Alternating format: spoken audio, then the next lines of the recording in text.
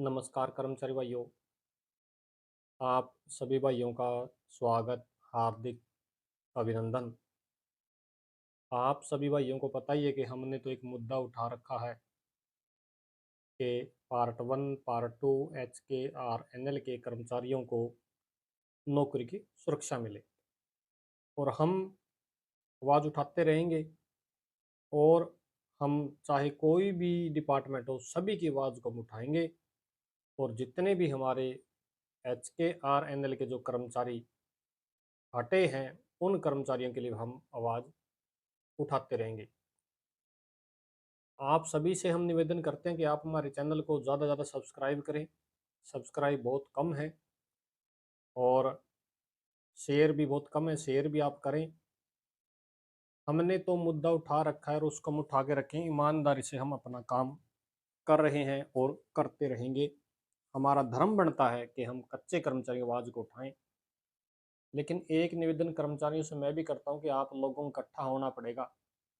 जब तक आप इकट्ठे नहीं होंगे तब तक कोई फायदा नहीं है, कोई सुनवाई करने वाला नहीं है। चाहे आप मुख्यमंत्री से मिलो, चाहे आप किसी मंत्री से मिलो, आप किसी से भी मिलो, जब तक आपके अंदर एकता नहीं होगी तब तक आपकी सूद लेने वाला कोई नहीं है।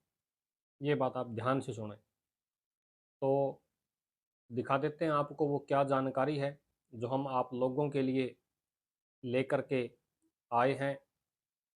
मुख्यमंत्री जी पता कर लेंगे 1.20 लाख में से कितने को जॉब सिक्योरिटी मिली है, मिली जॉब सिक्योरिटी।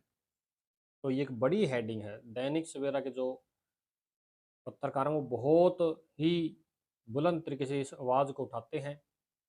तो मुख्यमंत्री जी पता कर लेंगे 1,20,000 में से कितने को जॉब सिक्योरिटी मिली है। ये मेन आज की हेडिंग।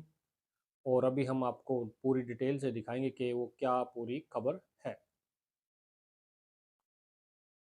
तो आपको हम लेके चलते हैं, वो खबर क्या है।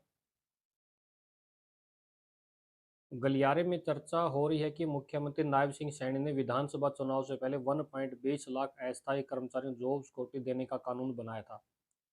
चूंकि तब विधानसभा सत्र नहीं बुलाया गया था, आप सभी को पता ही है कि उस टाइम विधानसभा का सत्र नहीं हुआ था और 15 फरवरी तक ये वैलिड था। इसलिए अध्यादेश जारी किया गया था, मगर बाद में विधानसभा में भी विधेयक पारित किया गया और राज्यपाल की मंजूरी बाद अधिनियम अधिसूची भी जारी कर दिया। गलियारे में चर्चा हो रही है कि मुख्यमंत्री नायब सिंह सैनी और उनके मुख्य प्रधान सचिव राजेश कुल्लर के इतने गंभीर प्रयासों के बावजूद अधिकतर विभागों, निगमों, बोर्डों में पात्र कर्मचारियों को जॉब सिक्योरिटी नहीं दी जा रही। इसका मुख्य कारण है कि विधेयक में कहीं भी आउटसोर्सिंग पॉलिसी पार्ट वन तक नहीं लिखा है। सिर्फ आउटसोर्सिंग पॉलिसी पार्ट टू और हरियाणा कौशल रोजगार निगम लिखा हुआ है।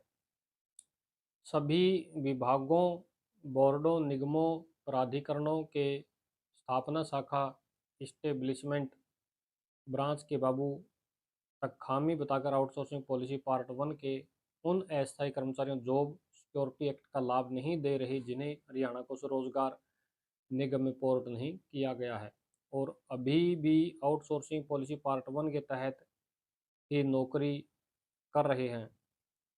बाबू कह रहे हैं कि अधिनियम में आउटसोर्सिंग पॉलिसी पार्ट वन तक नहीं लिखा है, यानी जिन कर्मचारियों को हरियाणा कौशल रोजगार निगम में पोर्ट कर दिया गया था या आउटसोर्सिंग पॉलिसी पार्ट टू के पदों पर लगे हुए हैं, उन्हें तो जॉब सिक्योरिटी दी जा रही है।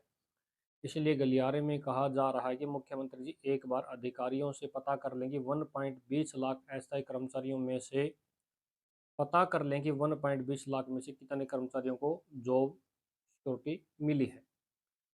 अगर मुख्यमंत्री पता लगाएंगे तो चौंकाने वाले आंकड़े सामने आएंगे। गलियारे में कहा जा रहा है कि अभी जॉब सिक्योरिटी एक्ट के तहत नियम रूल्स बनने हैं। इन नियम में आउटसोर्सिंग पॉलिसी पार्ट एक स्पष्ट रूप से लिखा जाए और यह भी स्पष्ट किया जाए कि आउटसोर्सिंग पॉलिसी पार्ट एक के तहत लगे जिन कर्मचारियों को 15 अगस्त 2024 को 5 साल या इससे ज़्यादा समय हो गया है, वे हरियाणा कौशल रोजगार निगम पोर्ट नहीं हुए हैं, उन्हें भी जॉब सिक्योरिटी एक्ट का लाभ मिलेगा।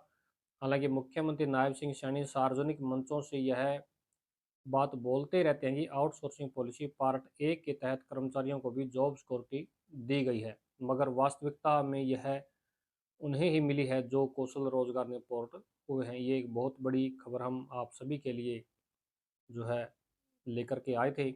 आप सभी भाइयों का बहुत बहुत धन्यवाद।